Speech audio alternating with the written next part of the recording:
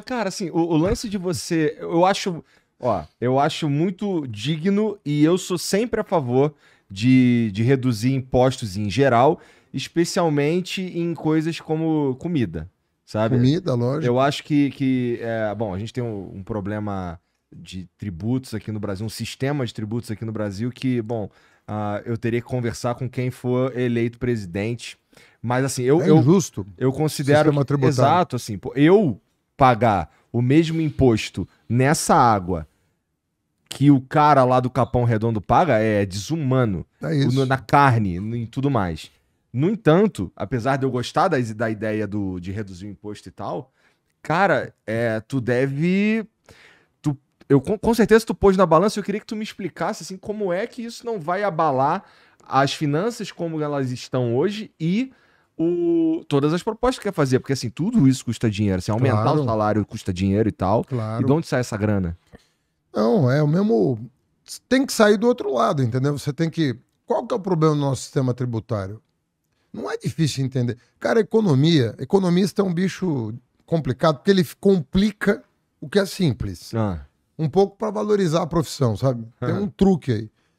No Brasil, se cobra muito imposto sobre consumo e pouco imposto sobre renda e patrimônio. Cobra-se errado, inclusive, sobre renda e patrimônio. Exato. Então você cobra muito sobre consumo e pouco sobre renda e patrimônio. Resultado: o pobre paga proporcionalmente mais imposto que o rico.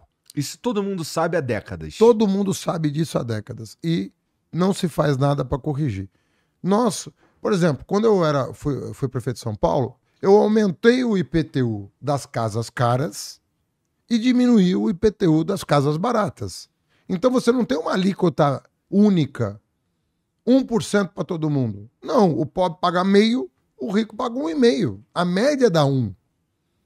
Mas eles não podem pagar a mesma coisa proporcionalmente, porque não é justo que o Dória, que tem a casa de 4 mil metros quadrados, e um cara que tem a casa de 45 metros quadrados, paguem a mesma alíquota.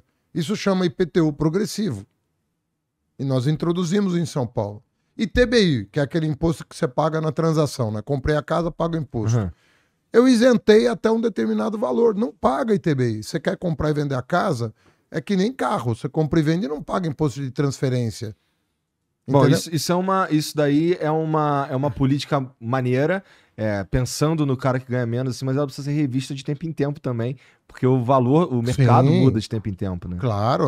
Todo ano você tem que ir ajustando e calibrando. Mas tudo na direção de ter um sistema tributário mais justo. O nosso é muito injusto. É um dos mais injustos do mundo, o nosso. Por isso que falam que o Estado no Brasil mais atrapalha do que ajuda na distribuição de renda. Então, o Estado se torna um problema quando ele cobra o imposto errado. Nossa sociedade é super desigual. E o Estado, às vezes, torna ela mais desigual ainda, cobrando errado. Então, você tem que cobrar imposto? Tem. Pô, como é que você vai ter escola pública, SUS, assistência social, aposentadoria? Você tem que cobrar. Mas tem uma arte em cobrar o imposto para você chegar num mínimo de civilidade. E nós estamos longe disso, cara. Nós, efetivamente, nós estávamos reduzindo desigualdade no Brasil, mais pela transferência de benefícios, Uhum. do tipo universidade para pobre, que não tinha universidade para pobre. O Tá falando do pobre, ProUni? o ProUni, o FIES, as cotas nas universidades públicas. Cota na universidade pública é um programa de transferência de renda. A partir do momento que você reserva uma parte das vagas para aluno de escola pública que não tem como pagar, você está fazendo política distributiva. Mas aí a gente precisa desenvolver o mercado para eles também, né? Não adianta a gente ter um monte de gente Né? formada e não ter lugar para eles trabalharem. Você sabe que na minha época de ministro, você pegar as matérias da época, o pessoal falava em apagão de mão de obra. Que isso queria dizer? Que a gente estava produzindo menos engenheiros do que o mercado estava demandando, menos médicos do que o mercado estava demandando. Ou seja, eu dupliquei as vagas nas federais, fizemos o ProUni e nem assim nós saímos de 3 milhões para 8 milhões de universitários e nem assim nós estamos dando conta da demanda. Por quê? Porque a economia estava crescendo 4,1% em média ao ano. Entendeu? O que está acontecendo agora é exatamente o oposto.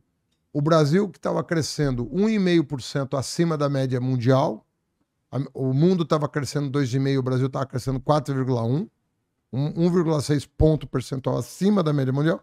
Agora nós estamos crescendo 50% da média mundial. O mundo está crescendo 2%, caiu por causa da pandemia, por causa da guerra e tal. O Brasil está crescendo 1%, em média. Então, está descasando, as coisas estão se descasando. Isso é falta de planejamento, é uma noção equivocada da economia.